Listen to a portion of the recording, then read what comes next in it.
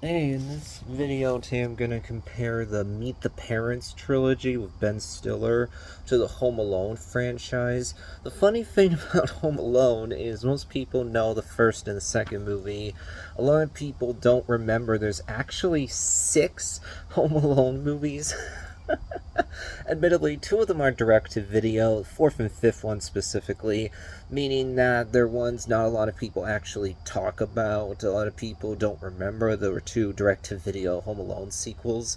They weren't even really interesting enough to warrant severe dislike. It was more just complete apathy. Like, okay, whatever. 2 more throwaway Home Alone movies that weren't even released in theaters, whatever, who cares? And then, wow, Home Sweet Home Alone was a huge misfire.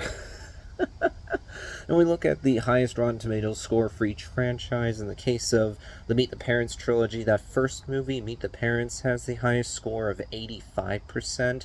With Home Alone, the highest score is only 66% for the first Home Alone, which doesn't make sense to me. Don't get me wrong, 66% is obviously fresh on Rotten Tomatoes, so it's not like that's a bad score, but it's not a very good score either. It's just barely fresh. It doesn't make sense to me. Come on, critics, this is a classic Christmas movie. Why does it only have a 66%? That is too low for a classic like Home Alone. The movie should easily have at least an 80% on Rotten Tomatoes. I think it easily should be higher than 80%, frankly. Then I think 35% is way too low for Home Alone 2 Lost in New York.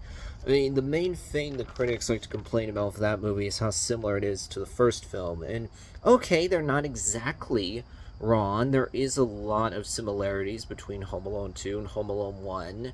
Yeah, there are things about Home Alone 2 that are pretty ridiculous. Like Kevin just bumping into the same 2 people multiple times in New York City. It's pretty obvious that's not the way things work at all. You don't just run into the same people by complete accident multiple times in a city as big as New York City. And yes, it's true, the idea that for some reason Kevin and Harry and Marvin may just happen to be in New York City when Kevin's there. It's like, okay, yeah, that is pretty convenient.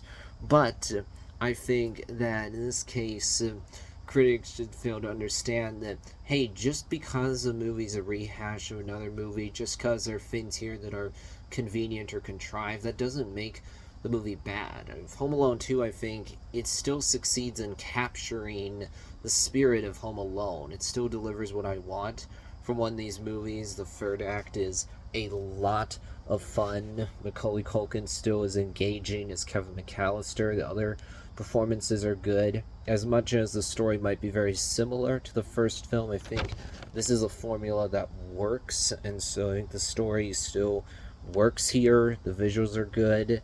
So I think Home Alone 2 is an example of a movie that just got overly criticized, of critics not giving the movie enough credit for the things it does well. Then Home Alone 3, big disappointment, that is for sure.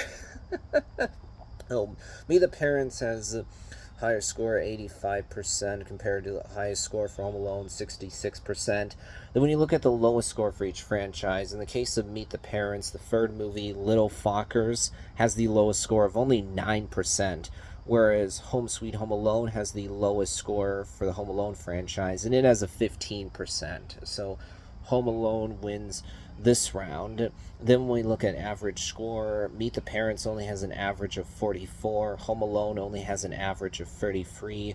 Meet the Parents wins this round, so Meet the Parents is ahead 2-1 right now. Then when we look at gap between lowest and highest score, Meet the Parents, highest score 85%, lowest score 9%, so gap of 76. With Home Alone, the highest score is 66%, lowest score is 15, so only a gap of 51, meaning Home Alone's going to win this round, which actually means we are tied now, moving into the final round. So we're going to look at my personal opinion. Which franchise do I prefer?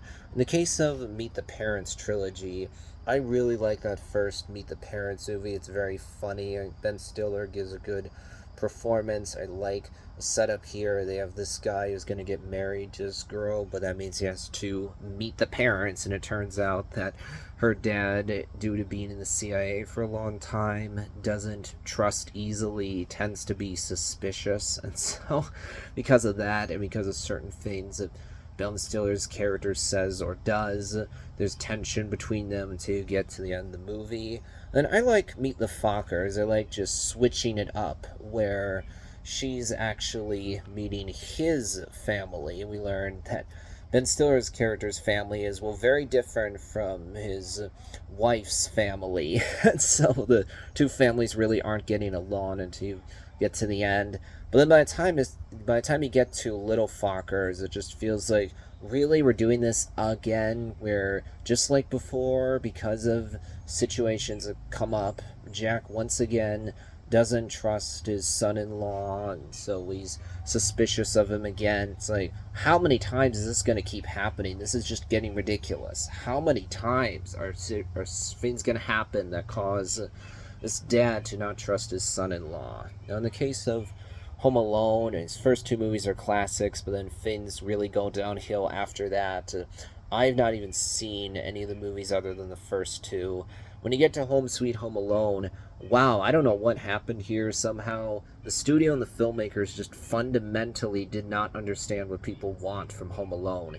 First of all, they made the bafflingly bad decision to make the kid just totally unlikable and insufferable, which makes the movie feel more cynical, more jaded. It makes it feel more mean-spirited. I don't think that works at all with Kevin McAllister. Overall, he's a likable character.